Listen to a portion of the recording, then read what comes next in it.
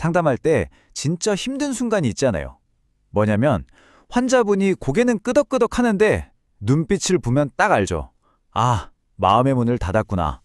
겉으로는 네네 하는데 속으로는 완전 방어벽을 치고 있는 바로 그 순간 말이에요. 그래서 오늘 우리가 던져볼 질문이 바로 이거예요. 어떻게 하면 환자의 마음을 열 수 있을까? 이건 단순히 말을 잘하는 기술의 문제가 아니거든요. 이건 감정의 문제예요. 꽉 닫힌 그 마음의 문을 어떻게 열고 진짜 대화를 시작할 수 있을까요? 이런 상황 정말 흔하죠. 특히 환자분은 별로 아프지도 않은데 굳이 지금 이걸 해야 되나 싶고 혹시 이거 과잉 진료 아니야? 하는 걱정도 들고요. 입으로는 네 하는데 사실 온몸으로는 싫어요 라고 말하고 있는 거죠. 바로 이럴 때 필요한 게 QLIC Q 기법입니다. 이 방법은요, 환자를 어떻게든 설득하려고 애쓰는 걸 일단 멈추는 거예요. 그리고 먼저 그 사람의 마음하고 연결되는 데 집중하는 거죠. 자, 지금부터 한번 제대로 파헤쳐 보겠습니다. 자, 첫 번째 단계는 바로 공감입니다. 여기서 목표는요, 딱 하나예요. 환자의 그 감정적인 공간 안으로 들어가도 좋다는 허락을 받는 겁니다. 우리가 맨날 하는 실수 있잖아요. 만나자마자 막 치료 계획부터 설명하는 거.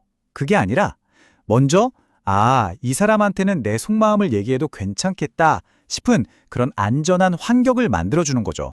이게 바로 QLCQ의 전체적인 흐름인데요. 먼저 감정에 대해 질문하고 question, 말을 끊지 않고 끝까지 듣고 listen, 그 감정을 인정하면서 반응하고 react, 이걸 다시 한번 말로 확인해준 confirm, 다음에 더 깊은 이야기로 들어가는 새로운 질문, requestion으로 이어지는 구조입니다.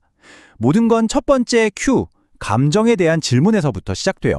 바로 이런 질문입니다. 어디가 아파서 오셨어요? 가 아니죠. 병원에 오는 그 길 위에서 어떤 감정을 느꼈는지 그 마음에 대해 묻고 있잖아요. 이게 바로 공감의 문을 여는 첫 번째 열쇠입니다.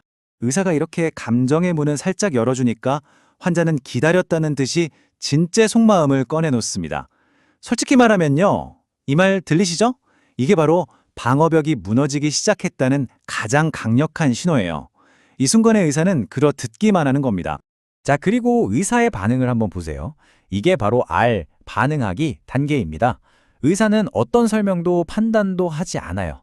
그냥 그런 마음이 드는 건 너무 당연해요 라면서 환자의 감정을 있는 그대로 인정해지고 있죠. 그리고 확인하기, C단계입니다. 의사가 환자의 감정을 자기 언어로 다시 한번 정리해서 거울처럼 보여주는 거예요. 이 과정을 통해서 환자는 자기 감정을 객관적으로 보게 되고 네, 맞아요. 딱 그 느낌이에요 라고 말하면서 스스로 인정하게 되는 거죠. 바로 이 순간 환자 마음속에서는 정말 엄청난 변화가 일어납니다. 나를 설득하려는 사람에서 나를 이해해주려는 사람으로 인식이 완전히 바뀌는 거죠. 이 신뢰감이 있어야만 다음 단계로 나아갈 수 있는 발판이 마련되는 겁니다. 이 슬라이드를 보시면 성공 비결이 딱 보이죠? 우리는 감정을 묻고 듣고 반응하고 확인했어요. 반면에 치료가 왜 필요한지, 엑스레이가 어떻고 비용이 얼마인지 같은 이성적인 정보는 철저하게 뺐습니다. 왜냐하면 아직은 그럴 때가 아니거든요. 결국 이 단계의 핵심은 바로 이거예요. 환자한테 동의를 얻어내는 게 목표가 아니라는 겁니다. 환자가 스스로 자기 이야기를 시작하게 만드는 것, 그게 진짜 성공인 거죠. 자, 이제 환자의 마음이 열렸으니까 다음 단계로 가보겠습니다. 이 단계는 이해 단계인데요.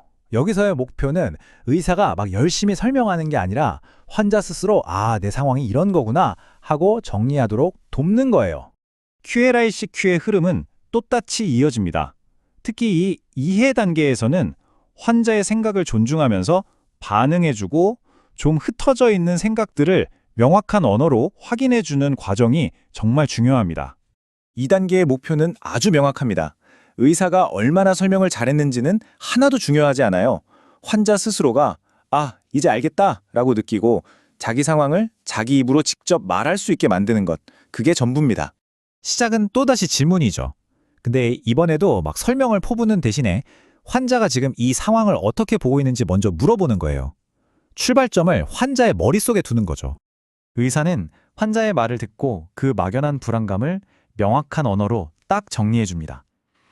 판단이 어려운 이유가 바로 미래에 대한 불확실성 때문이군요. 이렇게 핵심을 짚어주니까 환자는 비로소 자기가 뭘 고민하고 있었는지 그 정체를 깨닫게 되는 거예요. 바로 이 순간입니다. 복잡하게 얽혀있던 문제가 미래가 불확실해서 고민이었구나 라는 한 문장으로 정리되면서 상황을 명확하게 보게 되는 거죠. 의사가 알려준 게 아니에요. 스스로 깨닫게 된 겁니다. 이게 2단계에서 절대 잊으면 안 되는 원칙입니다.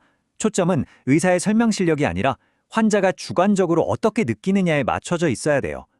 환자가 네, 이제 이해했어요 라고 느껴야만 다음으로 갈 수 있습니다. 자, 이제 환자는 자기 상황을 이해했어요. 그럼 자연스럽게 그럼 이제 뭘 선택해야 하지? 하는 질문이 떠오르겠죠? 3단계 결정과 4단계 가치가 바로 이 선택의 과정을 다루는데요. 핵심은 의사가 답을 정해주는 게 아니라 환자 손에 나침반을 쥐어주는 겁니다. 이 질문이 바로 게임 체인저입니다. A랑 B 중에 뭐가 더 좋아요가 아니라 어떤 기준으로 고르고 싶으세요라고 묻는 거예요. 이 질문 하나로 결정의 주도권이 완전히 환자에게로 넘어갑니다. 보세요. 환자는 자기 마음속 가장 깊은 곳에 있던 기준, 그러니까 장기적인 안정성이라는 가치를 자기 입으로 직접 말하게 됩니다. 이게 바로 앞으로의 모든 결정을 이끌어갈 환자만의 북극성이 되는 거죠. 이 과정을 거치면서 환자는 엄청난 주도권을 느끼게 됩니다. 이건 누가 시켜서 하는 게 아니구나. 내 가치관에 따라서 내가 스스로 내리는 선택이구나 하는 확신을 갖게 되는 거죠. 그리고 마침내 치료의 가치를 전달할 때가 왔을 때 의사는 이게 제일 좋은 겁니다 라고 말하지 않아요.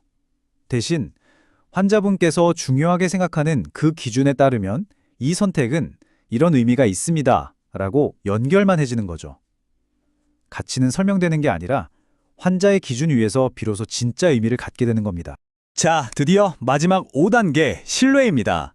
많은 상담이 결정과 함께 끝나버리지만 이 기법에서는 바로 그 결정의 순간이 관계의 시작이 됩니다. 목표는 거래를 끝내는 게 아니라 장기적인 신뢰관계를 여는 거예요. QLRCQ의 마지막 Q, 바로 다시 질문하기가 여기서 빛을 발합니다. 이 마지막 질문은 지금까지의 긍정적인 경험을 꽉 붙들어 매고 앞으로 이어질 미래 관계로 나아가는 다리를 놓는 아주 중요한 역할을 하거든요. 보세요. 그럼 이제 일정 잡을까요가 아니잖아요. 의사는 환자가 어떤 과정을 거쳐서 이 결정에 도달했는지 그 경험 자체에 대해 묻고 있습니다. 이건 환자 스스로 자신의 결정 과정을 긍정적으로 되새겨보게 만드는 정말 강력한 질문이에요. 이것이 바로 마지막 단계의 정수입니다. 우리가 얻어야 할 건 환자의 동의서 사인이 아니에요. 환자가 내 선택이 존중받았구나 라고 느끼는 바로 그 감정, 그게 바로 진짜 신뢰의 모습인 거죠. 자, 오늘 함께 살펴본 5단계 여정을 한번 정리해볼까요?